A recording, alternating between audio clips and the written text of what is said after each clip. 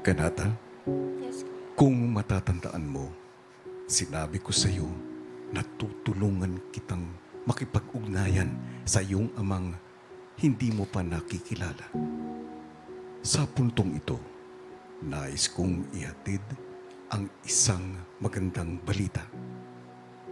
Kanata, yes, kuya.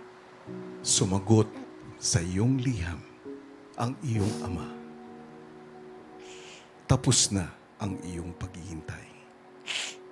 Dahil nais niyang makipag-ugnayan muli sa iyo at bumawi sa mga oras na nawala. Handa siyang makausap ka sa iyong paglabas sa outside world.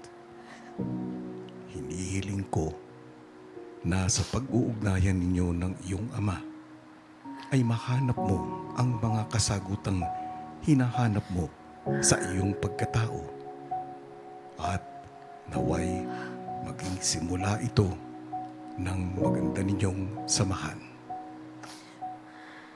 May gusto ka bang sabihin, Kanata? Kuya, maraming salamat po sa inyo, sa show na to. Dahil una sa lahat, nagkaroon ako ng chance para makausap yung papa ko at nagkaroon ako ng chance para mas makilala yung sarili ko, matuto, maging matatag. Muli, maraming salamat sa pagbabahagi mo ng iyong kwento, Kanata.